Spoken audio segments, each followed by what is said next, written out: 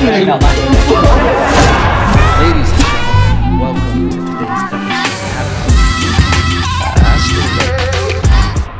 I keep on falling in and out with the you. Oh, oh, oh. Ladies and gentlemen, a simple intro for a simple day, a Monday coming in hot, hot, hot, hot. I don't even need the audio effects. I'm a goddamn jukebox. You put a fucking quarter in me, huh? What? And I'm gonna sing a song, baby. I'm gonna sing a song. Welcome to Monday, ladies and gentlemen. It's great to have you. It's great to have you here. As always, you know, crazy weekend. It was a wild weekend. Listen, we'll start off with this. Talking about the UFC. The United fucking Cage Fights. That's not what it stands for. But listen, the UFC, we had a crazy event. Phenomenal. Phenomenal from top to bottom. A little weird ending, but we'll get into that. Honorable mention of the UFC 264 fight card. Let me make sure I say his name correctly. Kris Moutinho. Kris Moutinho. Moutinho, I think it is. He stepped in late notice against a very dangerous Sean O'Malley. Not only that, a very pressure part of the card. He was opening up the card, I believe, and he was late. I think he had 10 days to prepare. I think that was what it was. And never fought in the UFC. And he had a very tall drink of order. The fuck? We had another stroke over the weekend, ladies and gentlemen. He had a tall drink of water. A task. A big order to push through. One more metaphor about it. He was trying to put a 50-pound bag of shit in a 10-pound bag. We should have stopped, ladies and gentlemen. He was going up against Sean O'Malley, known for his viral knockout highlights. Okay. And Kris Moutinho coming in short notice gave a hell of a performance. Heart. You look in the dictionary next to heart, you should see a picture of Kris Moutinho and his green fucking hair. Okay. Because this kid put in a inspiring performance of heart. You know, it was something, you know, when you open the history books, you want to teach your kids about heart. Show them a picture of Kris Moutinho's hair. Okay. He took quite a bit of damage and kept coming. Giggity. Kept coming forward. All right. Did not make it easy. Landed on Sean O'Malley. Got Sean O'Malley tired. And here's the most impressive thing about this fight. Kris Moutinho didn't gas during this fight. He was preparing for another fight outside the organization. But to step up and to fight on a Connor McGregor card, the biggest cards there is, the spotlight, the celebrities in attendance, the hot lights, you feel them in the moment. He performed well. He didn't crack under the pressure. And he did what he had to do to get into the UFC. And I love seeing stories like that where someone gets an opportunity at the big leagues and they take it, they seize it, and they make the most out of the opportunity. Like fucking Eminem said in 8 Mile, you got to lose yourself in the moment you want it. And something about eating spaghetti the night before, you know?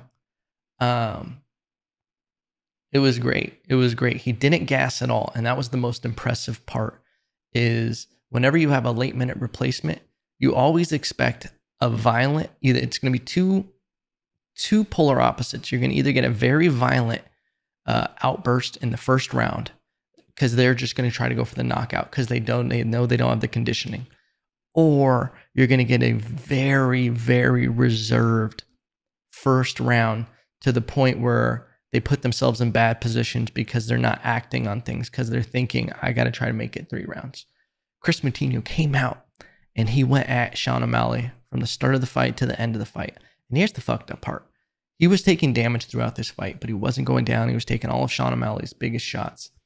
Sean O'Malley even at one point was pretending to bounce a basketball. He thought he was an NBA 2K, and he's like, I'm gonna make a viral moment.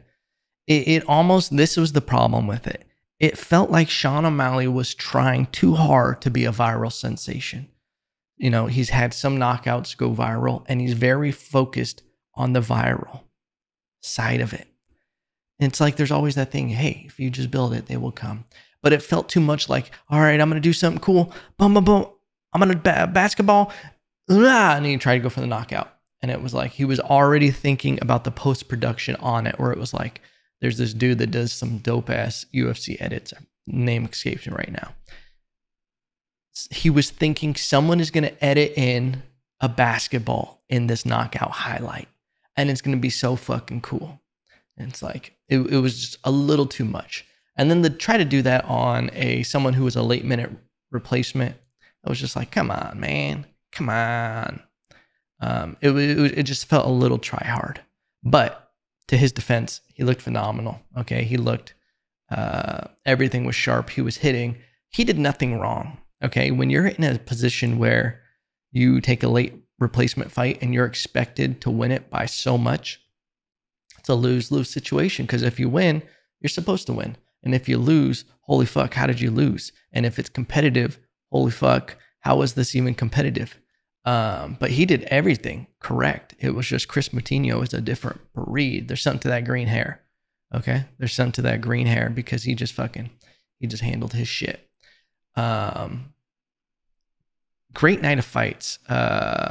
Irene Aldana, she got the KO in the first round. Phenomenal. Listen, excuse me. You don't want to mess with the Mexican fighters. Okay? There's one thing that Mexico is known for. Heart. There's a solid argument that Mexicans might be the hardiest fighters there ever were. The hardiest fighters. Just got the most heart. There's something in it. And Puerto Rico has a lot of that.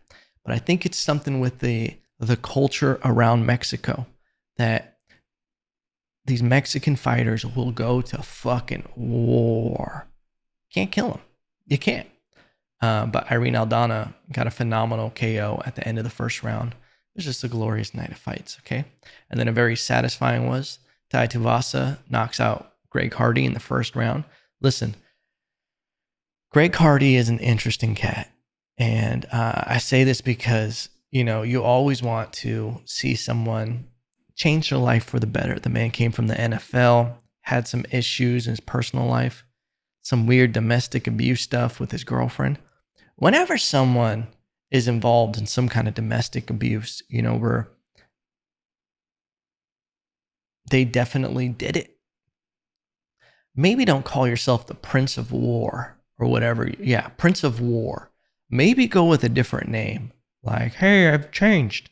Hardy. Like Greg, I'm just trying to better my life. Hardy. Not the Prince of War. But I mean, he's staying true to brand, I guess. But he got knocked out in the first round. And I'll be honest with you. You love to see it.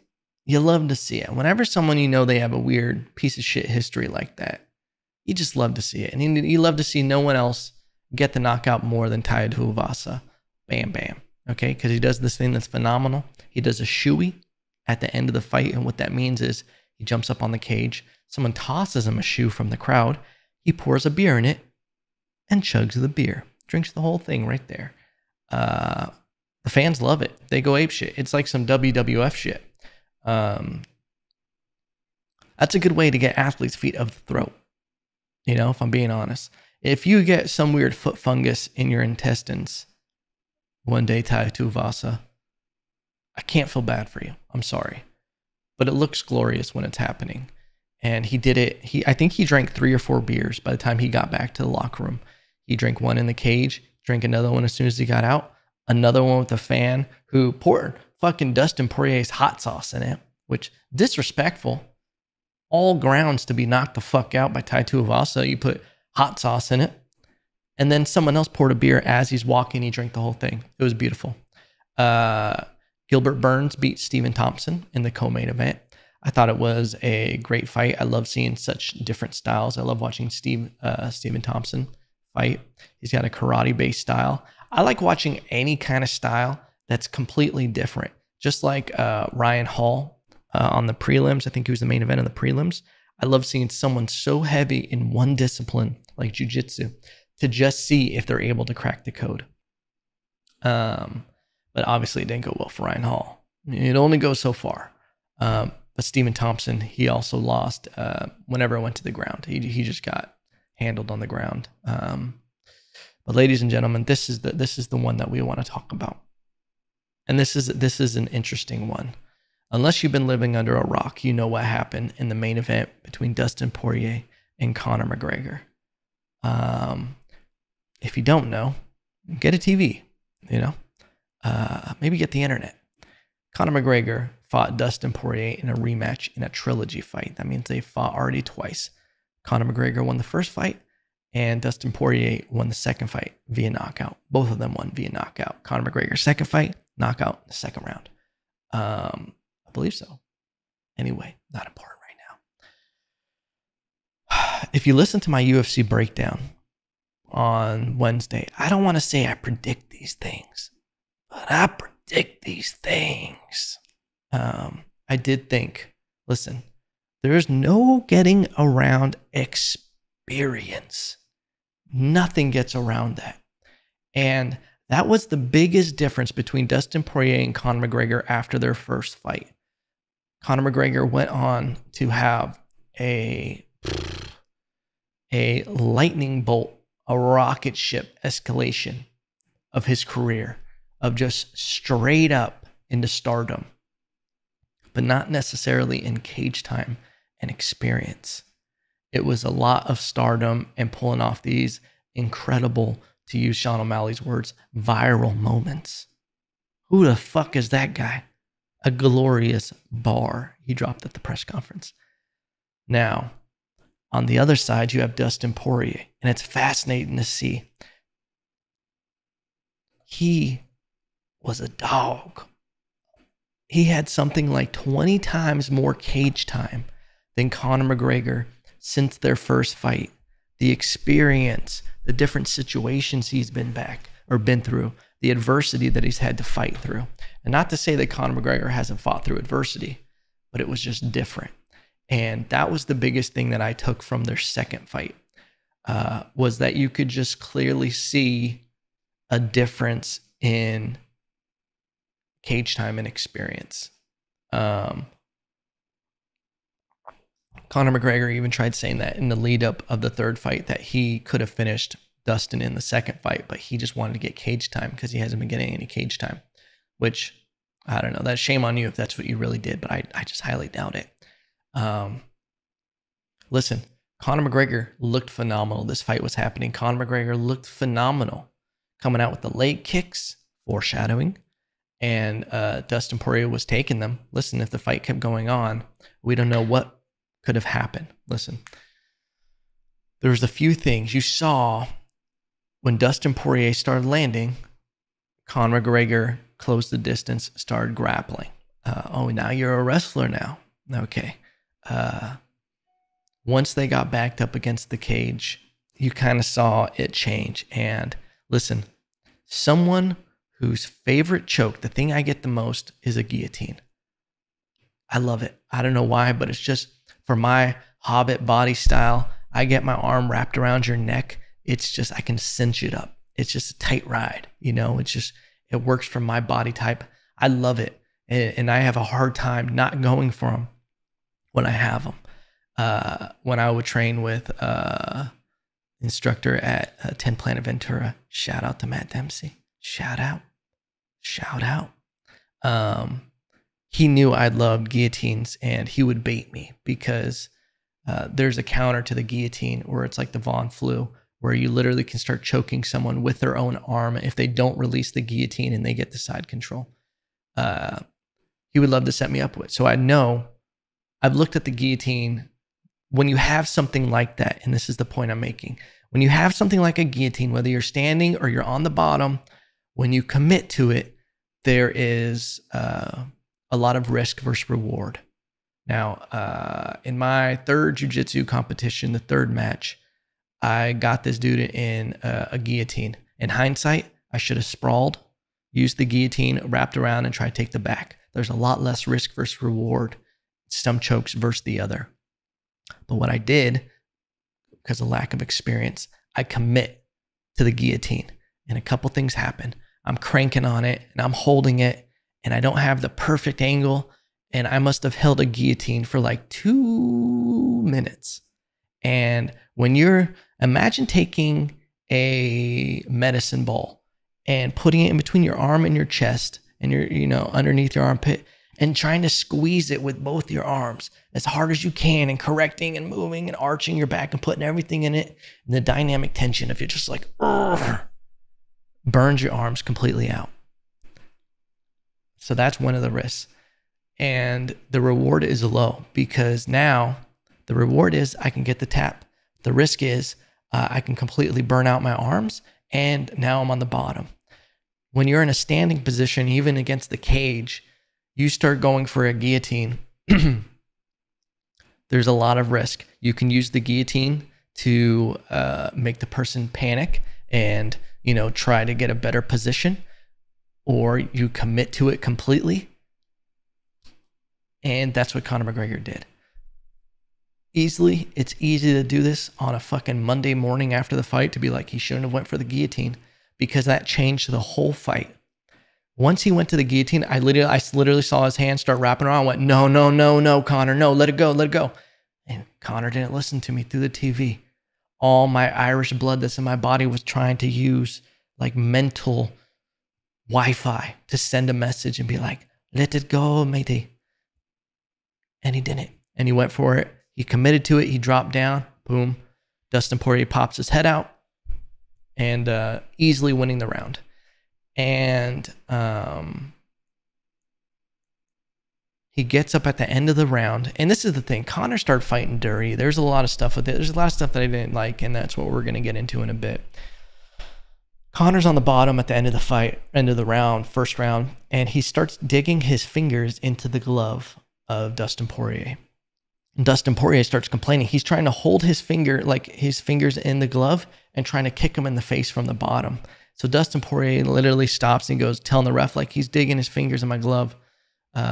So he lets Connor up. And then with like 15 seconds left, Connor gets back up and starts kicking. And then on one of the kicks, Connor tries to switch to a punch and then step back, and his legs, his shin, his tibia is completely snapped. He steps back on his own foot and it breaks completely. Just smashes in half. He falls back. He's in excruciating pain. You can see on his face. The ref doesn't stop it right there. And Connor, is covering up, and Dustin's trying to finish the fight. And then as the round is over, Connor McGregor, looks at the ref and goes, it's broken. And then the ref, Dustin's like, yeah, that shit's broken. And then the ref stops the fight. Technically a doctor stoppage win for Dustin Poirier. This is where it gets interesting. A couple different things. Now, you can talk shit about Connor McGregor going for the guillotine. Was it the best decision? No. But was it a calculated risk?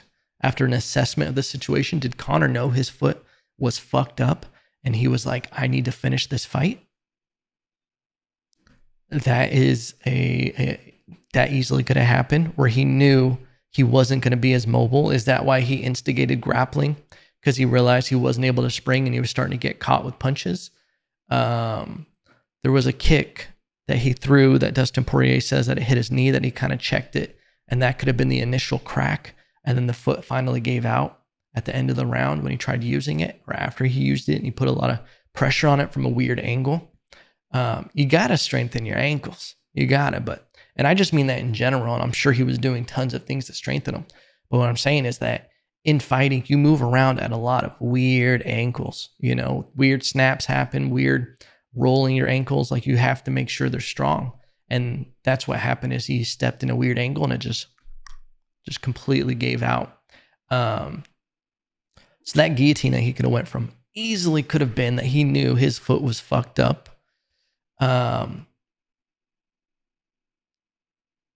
It could have just been a freak accident. That easily could have been it, that it just gave away. His trainer did come out after and said that it was giving him problems in camp, and they had a doctor look at it. Oh, man. if that was the case, why are you throwing it so much in the fight? I thought Dustin Poirier looked great though. And here's the thing that this is overshining is that Dustin Poirier was completely dominating that fight. Once it hit the ground, it was not looking good. And if that was caused by Dustin Poirier's kick or, checking the kick, then that's more power to Dustin. It sucks that a lot of people aren't going to look at it that way. I'm happy to see Dustin Poirier win just on character and principle of who he is. He's a great individual, trying to do right, has great philanthropy causes. He's helping Justin Wren build houses for the pygmies in Uganda. Shout out to, I forgot what the program was called, their thing is. Fight for the Forgotten. That's what it is. If you're ever looking to get teary-eyed, check out Justin Wren's Fight for the Forgotten. But this is where the fight started to, it let me down. It made me sad. Was seeing how Connor McGregor handled this once the fight was over. This is where it was like, oh, come on, man. Don't do this. It kind of lets you down. One thing, when I really became a huge Conor McGregor fan, is when I saw him lose to Nate Diaz the first time. To see, it isn't ever really how you act when you win. Because we can get into about, Ronda Rousey. I thought she was great when she was competing. I thought she got a little cocky. Whenever you start seeing these alienations of people, of camps, and it's only a tight circle, and it's like it gets really closed off, you start seeing holes in the game. And then in the, she kind of disappeared for a while, and she never came out to handle her losses. She never handled with humility. And everybody has their own way of dealing with things. Maybe that's just her way. But to see someone like Conor McGregor when he came out and it says Nathan was a better man. Nathan was a better man. And then you see someone like Dominic Cruz when he lost to Cody Garbrandt. You just love to see humility. It's inspiring to see people going through losses and to handle it a certain way. The worst thing you can see is when someone gets their leg snapped and starts yelling vile and toxic shit over to the person who beat them while they're on the ground.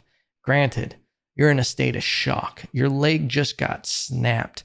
The amount of frustration overwhelming you in that moment would be insane. You've prepared for this every day, been away from your family for months, just for this moment, and for it to end like that, where you feel like the fight didn't end because you were losing. And maybe he feels different now, maybe he doesn't. But it just felt like there was no definitive ending to it for him. And I think that was frustrating, all the buildup and everything of what it mean to him. And listen, this is no excuse, but I'm just trying to figure out the mindset. You always hear these stories about like Michael Jordan and these great people, and even Ronda Rousey. This could be part of it too. You don't get to that level without being a little bit crazy and a little bit competitive and where you're willing to go to win. And I think that boiled over in Conor McGregor. And when you start seeing someone, this is just like, it's upsetting to see someone, for one, before the fight, he was posting things about Dustin Poirier's wife and how she was in his DMs and all this stuff. I don't think she was, but even if she was, I bet it was just to talk shit. Maybe he should have read what the message said. But he posted a screenshot, and then when Dustin Poirier's name got announced, he told Dustin, I just saw this clip. He said he was going to murder him in his sleep. He says, you and your missus. He says, I'm going to murder you in your sleep. You'll see. You have to watch the way you act.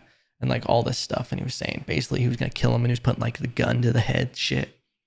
And it bothered Dustin Poirier. He talked about it after the fight, but I just saw the clip this morning. But he was just like, man, you don't tell people that you're going to murder them and you're going to do all this stuff to them and end their life and they're going to leave in a coffin. It's fucked up, especially when it's a sport like this, and especially when it's just because you lost. It's sad to see. I hope something comes out with it. I hope it changes a little bit, because I don't think that's really what it's supposed to be about, especially with someone who's made so much money from the sport. I get it's good marketing. I get it, is it part of his shtick? Is it part of the act? Maybe. seem pretty real. I don't know if right after a fight, when your leg gets snapped like that and the frustration, if you're still thinking, oh, I got to stay in character, you know? But anyway, ladies and gentlemen, it was a great night of fights. It was a great night of fights. How are you guys doing? How you guys holding up? Okay, we just spent 25 minutes talking about fights. I don't even know if you guys give a shit about fights. I've seen the demographic.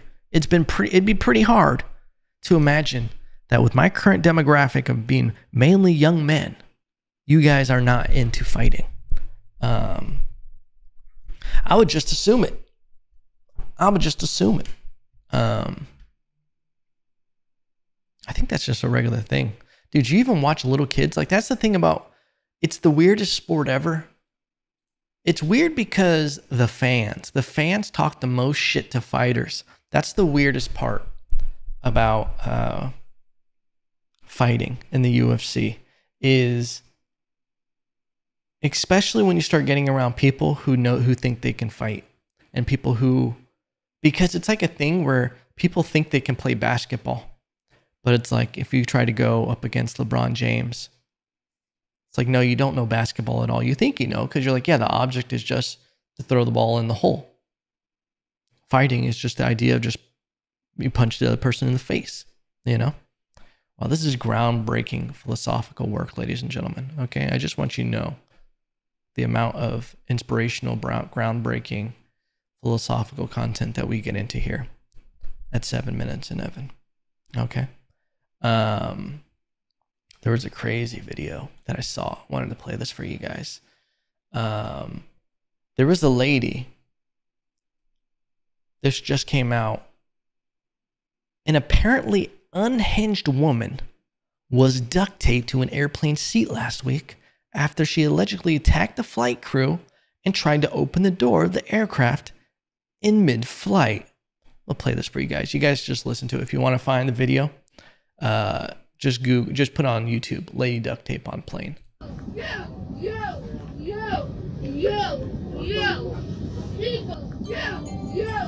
A now viral video shows an apparently unhinged woman duct taped to an airplane seat. What is this weird? Is this the new Nightmare on Elm Street hip-hop version? Duct tape on the seat of the plane. Lady was just going insane. Thank God I had my duct tape. And no grapes. What? Doesn't make sense. Could you imagine being on a plane? There was also that other video where the guy was like, we're all gonna die. We're all gonna die. We're all gonna die. There's a bomb on the plane. There's a bomb on the plane. People get fucking weird on planes, okay? I couldn't imagine, like, this video is insane because it's just like they're exiting the plane, girls walking by, filming that this lady is duct taped to a seat. Like a goddamn cartoon, you know, when they're like she's filming the weirdest Olsen twins crime movie where someone gets duct taped to a chair and her mouth is covered and everything and they restrained her head. Can you imagine that? Getting to the point in life where you're duct taped to a seat in an airplane because you tried opening it? Man, mental health is real. It is real, ladies and gentlemen. And that's it. That's the thing, is a lot of people, man, there's a lot of micro mental health. But then you get to real mental health where you're just like, oh shit, yeah, there is a lot of stuff where people need to be medicated and situations need to be handled. This is why it's important. You know, a lot of people are born with mental illness, and then there's a lot of people who, because of childhood and trauma and repression and all this shit, they get to the point where they're trying to open up a goddamn plane door 10,000 feet above, you know? You got to deal with that shit in your head. I couldn't imagine that. Being on a plane, watching someone try to open the door, I would have to get involved. I would have to world star that woman. If she was really starting to open the door, I'd be like, hey, someone hold this camera vertical because I'm about to world star hip hop this shit right now. I gotta. And some of you are like, Evan, you're talking about hitting a woman. Equality, okay, all across the board. You know how in Aladdin, when Jafar wanted to be a genie, and he's like, I want to be a genie, and Aladdin was like, well, then you get everything it comes with. and then he has the shackles and a little lamp. And Jafar was like, no, and goes into the fucking lamp. That's women when they get world starred. Okay, y'all wanted equality. Well, here you go. World star.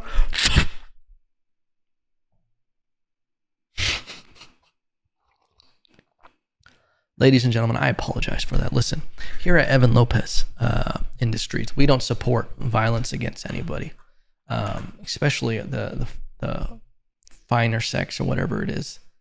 Finer sex. What is it? What word am I trying? Fair sex. Sometimes they're not fair though. You know, if we're being honest, it's not fair. Okay? Because you know what else isn't fair? Someone breaks into this house at goddamn night. She ain't getting up to fight. It's going to be me. I got to go out there. I can't be like, hey, it's Tuesday. It's your night. No, I have to go die. And she gets to escape through the window with the dog. Okay? How is that equality? Anyway, this plane thing, huh?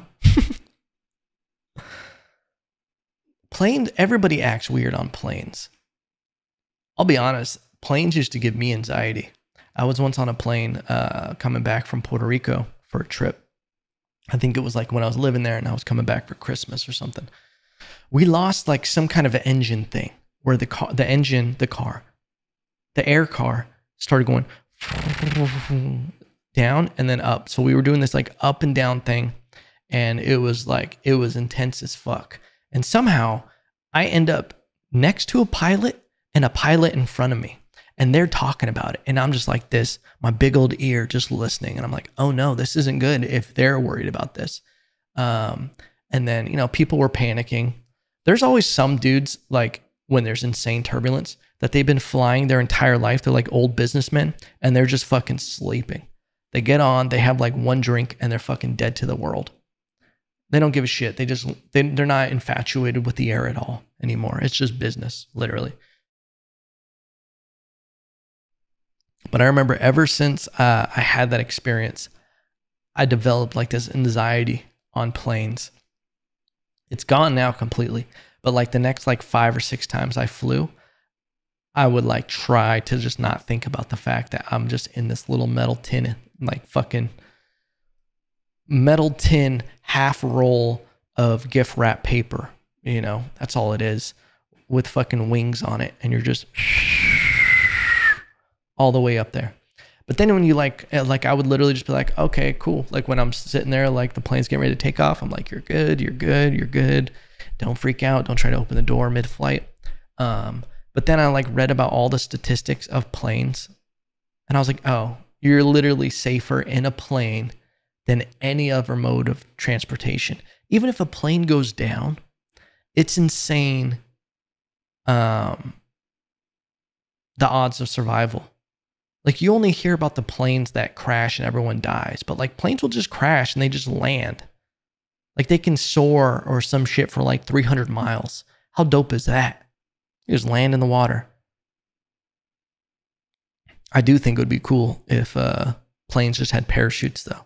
Can I just bring a parachute on a plane? Why are we doing that? Why aren't we thinking about that? It's probably because it's safer to land. Anyway, ladies and gentlemen, listen, this was a very MMA, UFC heavy podcast. But you know what? I don't apologize because that was a very fascinating weekend, okay, of fights. Interesting how it's going to play out with this whole Connor McGregor, Dustin Poirier thing.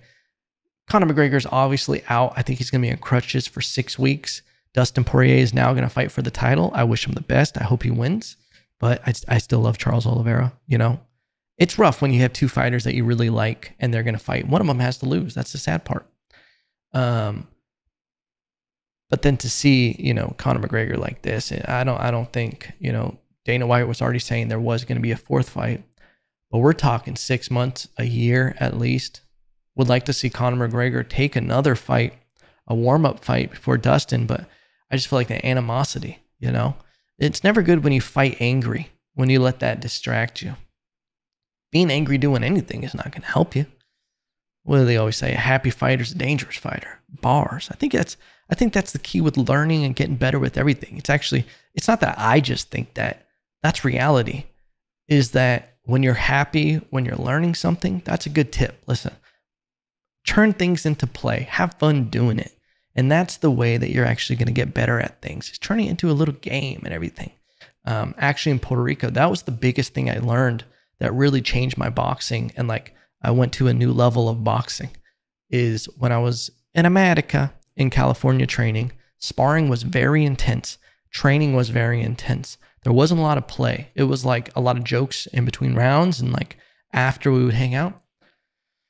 But when I got to Puerto Rico, and the sparring was a lot of playing. There was a lot of like not very intense sparring at all, and just touching and moving and laughing and like experimenting and everything. Not getting weird, but it made it a lot more fun, and you were more calm and you would learn things. And that's the way the pathways in our brain are.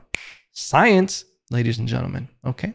So find a way to play, not with yourself, giggity, but find a way to play and educate yourself. Learn something new, a skill that's going to help your goddamn life today, this week. Get after it, ladies and gentlemen.